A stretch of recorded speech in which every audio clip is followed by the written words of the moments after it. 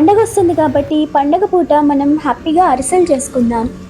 So నేను బియ్యము ఒక ఆల్మోస్ట్ 24 అవర్స్ నానేసాను అనమాట.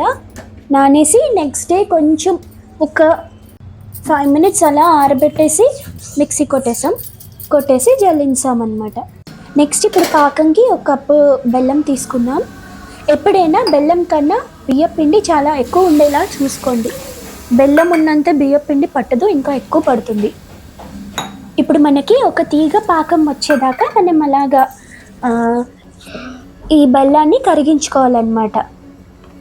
సాఫ్ట్ బాల్ లాగా రావాలి మనకి పాకం. సో ఇప్పుడు ఆల్మోస్ట్ అలా పాకం ఆల్మోస్ట్ దగ్గరికి వచ్చేసింది.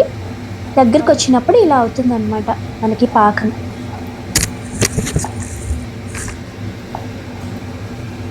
ఫస్ట్ టైం చేస్తున్నప్పుడు పక్కన ఎవరినైనా ఉంచుకుంటే మీకు సులువుగా ఉంటుంది. ఒక్కలే అన్నీ చేయడం కష్టంగా ఉంటుంది. ఒకరు పాకం తిప్పుతుంటే ఒకరు బియ్యపిండి వేస్తే సులువుగా ఉంటుంది అన్నమాట. ఇప్పుడు కొంచెం యాలక పొడి వేసాం. ఇది మీ ఇష్టం, యాలక పొడి లేకుండా కూడా మీరు చేసుకోవచ్చు. వేస్తే మంచి స్మెల్ వస్తుంది, లేకపోయినా బాగానే ఉంటుంది. సో పాకం దగ్గర పడింది అన్న టైంకి యాలక పొడి వేసాము. ఇదిగోండి ఇలా చెక్ చేస్తాం పాకాన్ని. నీళ్ళలో వేయగానే మనకి సాఫ్ట్ ఉండలాగా కట్టాలన్నమాట. పాకం చాలా చాలా ఇంపార్టెంట్ అరిసెలకి. మీకు పాకం బాగా వస్తేనే అరిసెలు బాగా వస్తాయి అన్నమాట. ఇంకా అలా బియ్యపిండి వేస్తూ కలుపుకుంటూ ఉండండి అనమాట. ఒకళ్ళు బియ్యపిండి వేస్తుంటే ఒకళ్ళు పాకం తిప్పుతుంటే మీకు సులువుగా ఉంటుంది. అంటే బాగా అలవాటు ఉన్న వాళ్ళు రెండు ఒకేసారి చేసుకోగలరు. కొత్తగా మొదటిసారి చేస్తున్న వాళ్ళైతే పక్కన ఎవరినైనా ఉంచుకుంటే మీకు సులువు అవుతుంది. అలా వెంటనే బియ్యపిండి వేస్తూ ఉండాలన్నమాట.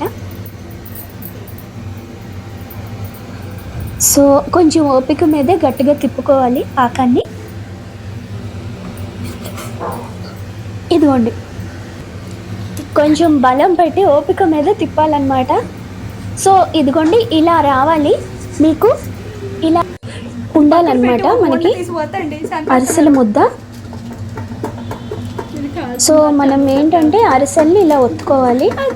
నేను బటర్ పేపర్ తీసుకున్నాను, మీరు ఒక ప్లాస్టిక్ కవర్ అయినా పర్వాలేదు, ప్లాస్టిక్ కవర్ మీదైనా ఇలా ఒత్తుకొని ప్రాణాలు ముఖ్యం. ఇప్పుడు నూనెలో వేయాలన్నమాట. మరి వీడికి ఇచ్చేస్తాను ఫోను లాస్ట్లోనే. జై హింద్. ఇలా ఒక ఉండ చేసుకుని అలా ఒత్తుకుంటే మీకు ఇలా అరిసెలు వస్తాయి. అరిసెలు పొంగితే బాగా వచ్చినట్టంట నూనెలో. సో అరిసె తీయగానే యాక్చువల్లీ అరిసెలు ప్రెషర్ ఉంటుంది, దాంతో మీరు నూనె ఏదైతే ఎక్కువ పీల్చిందో తీసేయచ్చు. లేదంటే ఇలా ఏదైనా ఒక బరువైన వస్తువుని తీసి దాని మీద బాగా ప్రెషర్ పెడితే మీకు నూనె బయటకు వచ్చేస్తుంది. ఇదిగోండి ఇలా పొంగితే అరిసె బాగా వచ్చినట్టు అనమాట. నూనెలో వేయగానే ఇలా అరిసె ఇలా పొంగాలి. పొంగితే మీకు కరెక్ట్గా వచ్చినట్టు అర్థం.